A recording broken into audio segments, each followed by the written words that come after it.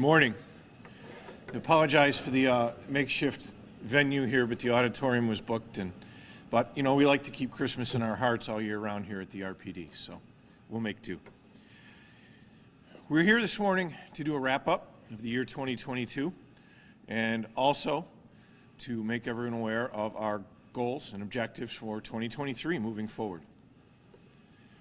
And let's be honest, to get up here and try and summarize the year 2022 in 10, 15 minutes, a couple sound bites, it's a daunting task when you think about everything our community went through in 2022.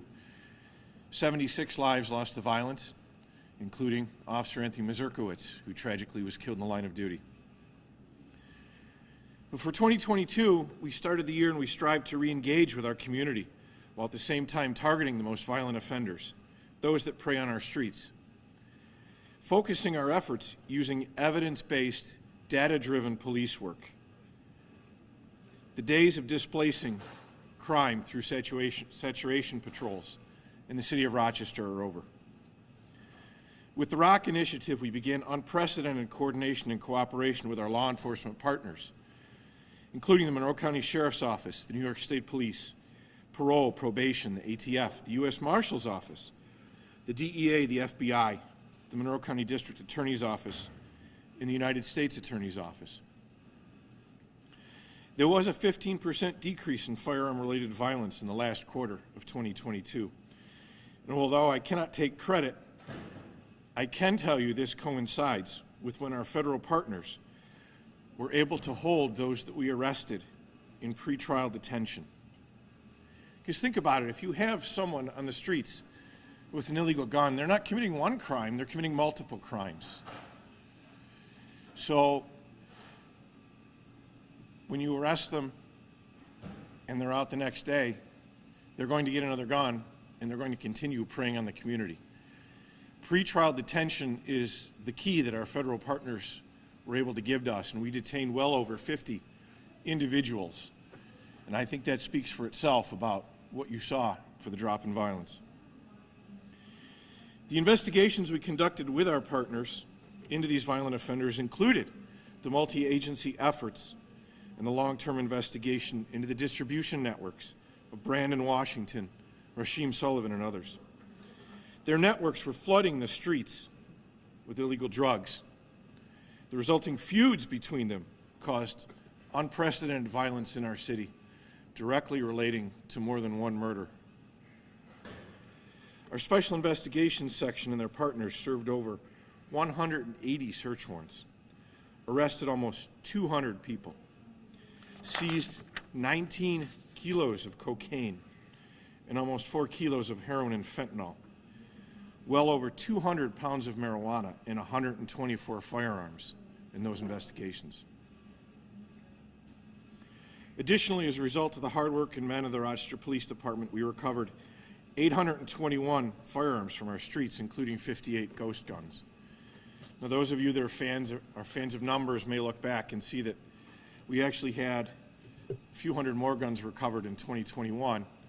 In 2021, we were able to do a gun buyback that directly affected our numbers for 2022, but we are planning with our partners to have at least one gun buyback event in the year 2023. Shooting victims, while still unacceptably high, have dropped from 419 in 2021 to 351 in 2022. Murder victims dropped slightly from 84 to 76. Of those 76 murders, our major crimes unit is closed, 44 of them, with several more expected to be closed in the very near future. But let's be honest, if we solved all of these murders, we cannot get those lives back. Almost all of our murders stem from violent, retaliatory disputes. People who have some kind of a relationship with each other became involved in some kind of conflict, and then instead of using words, turned to violence to settle their dispute. Internally in 2022, also brought some changes. It was the beginning of our wellness unit. This unit is designed to assist all our members with maintaining and improving their physical, mental, and emotional health. The unit has experienced some growing pains, as all new things will, but as it grows and develops, we will continue to adjust their function in order to best serve our officers and their families. We also began a pilot program with our call reduction unit, or 311 unit. Less emergent 911 and 311 calls are being triaged by our limited duty officers to handle by phone. This program has shown success in reducing workload on our patrol officers, easing the burden of staffing shortages, and decreasing wait times.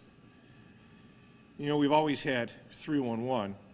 In layman's terms, the difference here is we would have officers in 311 waiting for someone to call them to file a report. What we've done is we've given those officers access to the 911 dispatch information, so they actively triage waiting jobs.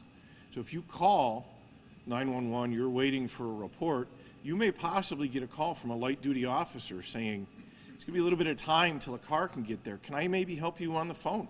What can we do right now? Which, again, although our civilian dispatchers are great, they're not police officers, it's something they don't have the ability to do. So having light duty officers and giving them these tools and the ability to triage reduces the workload on the road.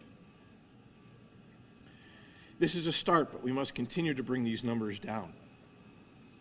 And while these partnerships with other law enforcement agencies are important, we must fill the gaps within our own ranks.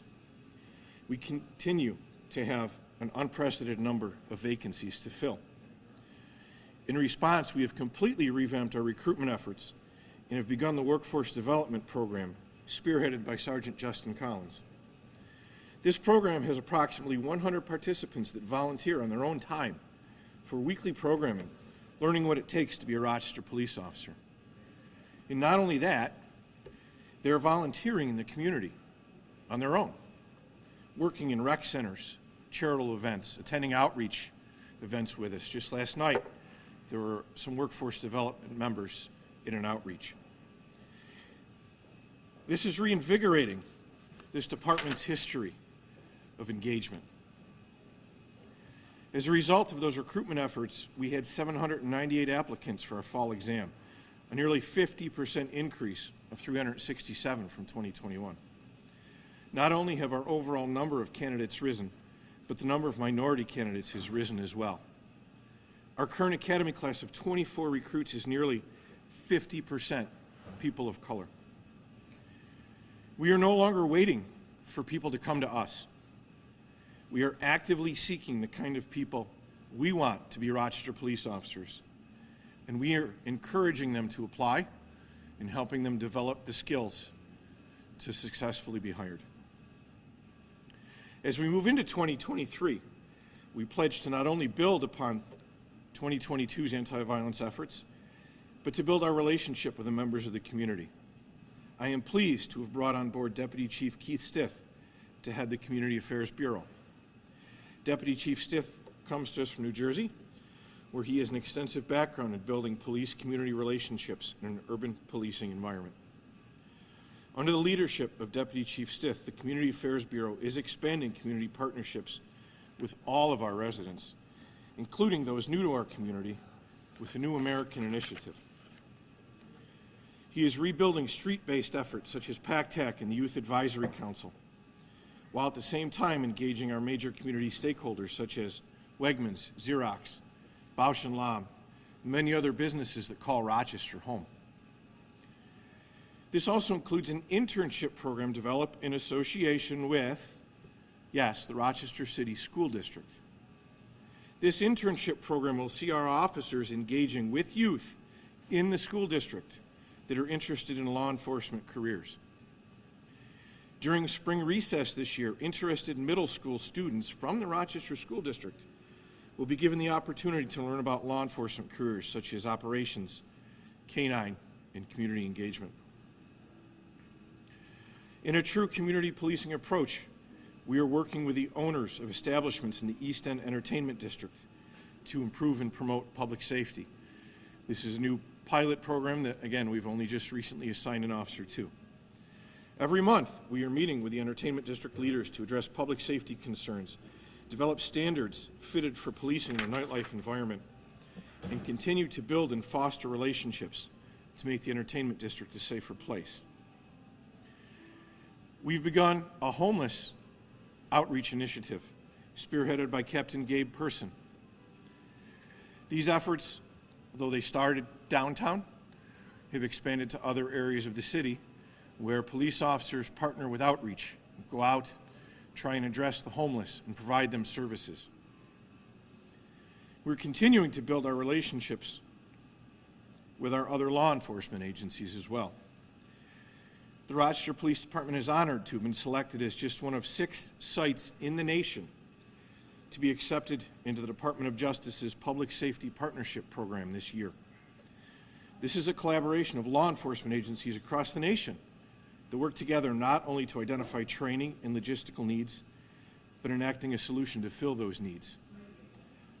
For example, they will be sending a team out in the near future to evaluate and look at how we handle our non-fatal shooting investigations, comparing those to other departments in the partnership, to see if there are any other programs that have had success rates that maybe we can borrow from.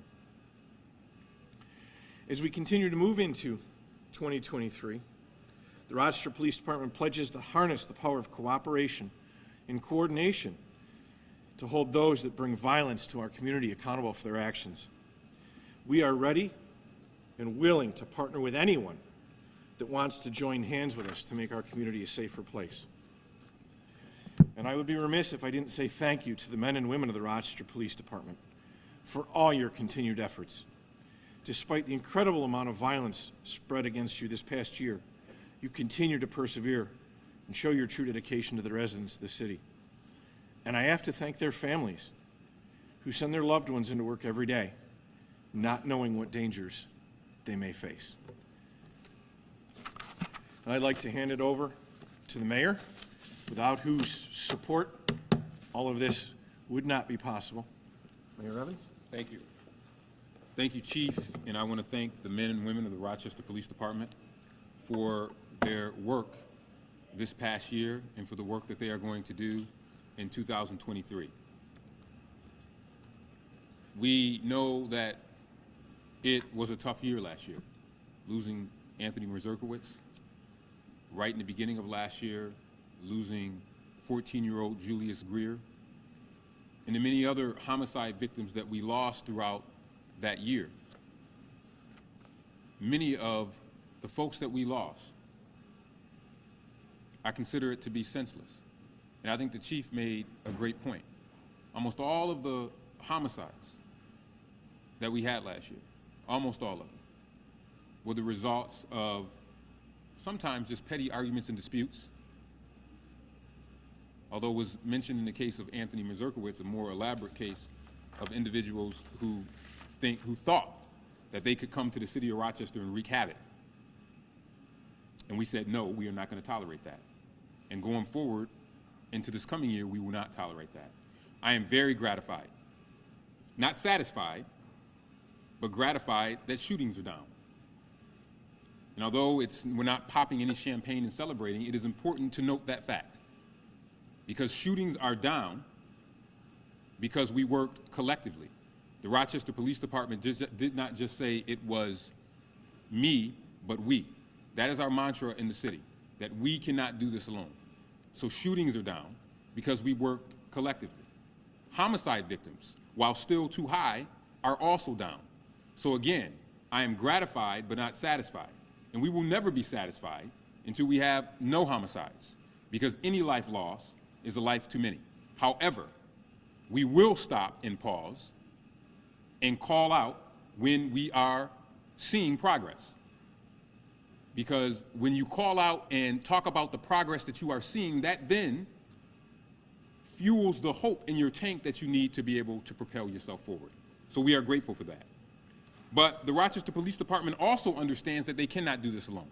And this is why we have a comprehensive approach as it relates to public safety: prevention, intervention, and suppression. And that's why our partners in the Office of Violence Prevention Services, our partners in the Department of Recreation and Human Services, all of them play a critical role in helping to ensure that when a police officer is on the scene, that they are not coming to a homicide, because it is too late then. So we are also looking at ways in which we can prevent violence before it happens. And you see that prevention in the number of illegal guns that have been taken off the streets. You see that prevention in the number of high-risk search warrants that have taken dangerous criminals off the streets before they can perpetuate a crime and perpetuate havoc in our community. We will continue to need the community support as we go forward. I also want to say that we have been transparent. The open data portal that we have with the Rochester Police Department, that gives you data almost immediately on homicides, where they happened, who they were, and all of that particular information. That transparency will continue. I also want to say that our approach to violence has not been to try to spread police officers like peanut butter. We have been strategic in focusing on individuals in areas where we have people that carry illegal guns, that are persistent predicate felons, and if the current system fails them, we have worked with our federal partners to make sure that we have helped them federally. And the chief mentioned that, and that has been extremely important. So I want to thank the ATF, the U.S. Marshals, the U.S. Attorney's Office, and we're going to continue to need their help going forward. We just don't want this to be a stopping point. We need to continue this joint efforts between all of our law enforcement agencies, Monroe County Sheriffs, across locally and nationally, to help us deal with the most violent citizens. I also want to commend the chief on the workforce development program and the officer wellness program. Police officers deal with high levels of stress. That is why this wellness program is so very important. And it's why we must continue to support it. And if we are going to train the next generation of police officers, we have to make sure we find ways to get them interested in the career. So the workforce development is also extremely, extremely important. I also just want to add, before I turn it back over to the chief, that we have here, it's online, some of the reporters have it. If you don't have it, Barbara or Patrick will get it to you. This is our approach to public safety. So when people ask what we are doing, this is what we're doing. This includes all of our approach to public safety: prevention, intervention, and suppression. It's online. You have it in your arms. We believe that if we stay the course, we will continue to see a reduction in numbers. We believe that as we have built back in the last year and a half police-community relations, that we will continue to see a reduction in the numbers of violent instances that have affected our community. We can't do this alone. The police department does not operate in isolation. City Hall does not operate in isolation, and that is why we will continue to partner with our community organizations, Peace Collective, et cetera, et cetera. We've rolled these all out throughout the year. So while we're not declaring victory today, we are declaring progress. And I was taught that when there is progress, you must have that. And as Frederick Douglass said, without struggle, there is no progress. And Lord knows, in 2022, we had lots of struggle. But the progress will continue because we will work together collectively to help transform our city. So thank you, Chief. Thank you to the command staff and all the men and women of the Rochester Police Department and all of the citizens of Rochester who have raised their hand and said that they are interested in helping to make our community a better place. Thank you.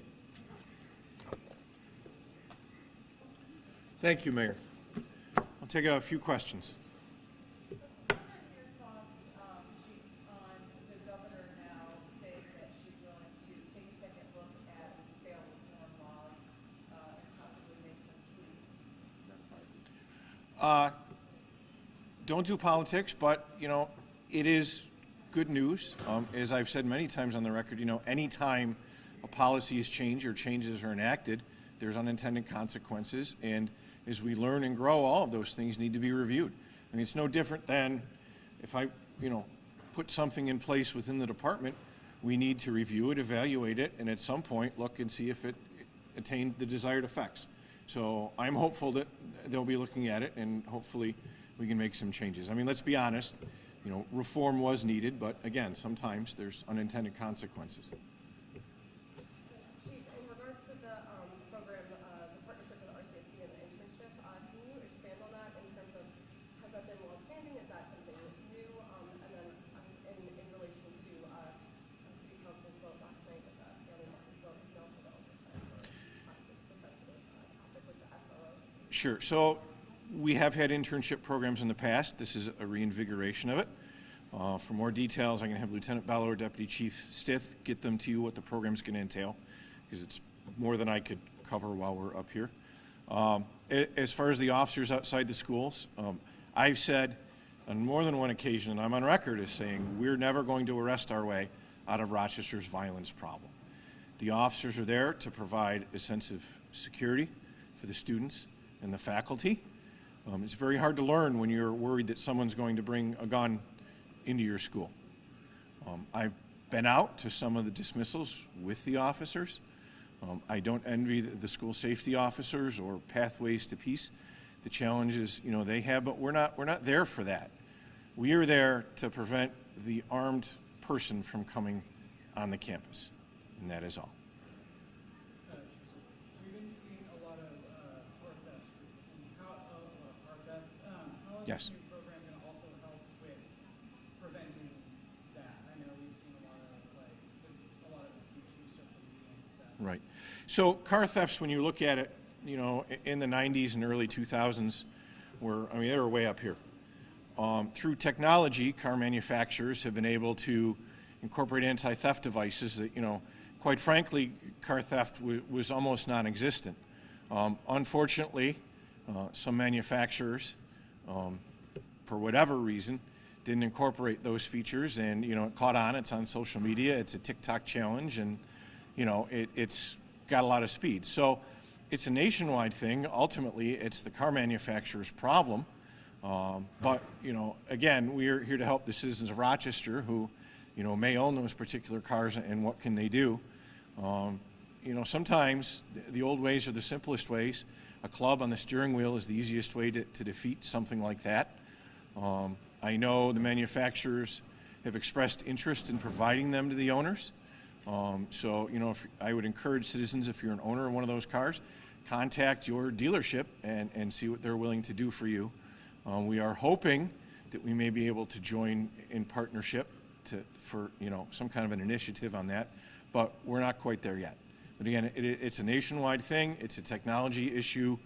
Once we get through this spike, they no longer manufacture the cars the way these particular models were. So this is just a bump in the road we need to get through. Just for both Chief and for the Mayor, getting back to the statement from Stanley Martin. Excuse me. The Rochester City School District passed it 7-0. City Council passed it 8-1. There's no other statement to make other than that. It was just if you had a chance to talk with her, or she had asked in the statement for the administration and for the chief to provide the badge numbers and officers who will be interacting with them. That was answered last night. If any principal has the ability to be able to get that information. And guess what? That's not anything new. If any of these gentlemen were out and anyone asked them what their names and badge numbers are, they would gladly provide it. So that's not anything new. That's something that's already done. Again, we're happy that the Rochester City School District addressed this problem. They passed it 7-0. This is what we call an intermunicipal agreement. This isn't the chief or the mayor saying, we want to come out and park a car outside your school. These gentlemen and ladies are short-staffed. We responded to a request from the Rochester City School District that their Board of Education and their superintendent asked for, and it passed 7-0. It passed City Council last night 8-1. So we are always here to help. We believe in not us, but all of us together, and we want to make sure that we make sure students feel safe, and that's what that was last night. That vote passed 8-1, and it passed the City School District 7-0. Okay. I understand that there have also been instances where students are interacting, or officers are interacting with students, and that's been a community concern as well. Given the past, if there's any other comment on that as far as the progress that's been made in the community, do you feel that that is something that has now been making progress continuously? Sure. So I'll expand on that, and this is going to be the last question. Yeah, as part of our mission, I've been tasked with reestablishing and improving our relationship in the community. You don't establish relationships sitting in a car. You don't establish relationships going from 911 call to 911 call. So being out on foot patrol, being out, everybody knows I'm a bike cop, hoping to get the bike back out when the weather breaks. But that is how we rebuild relationships.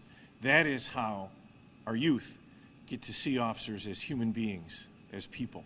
And that's exactly what we're going to do in this situation. Thank you, everyone.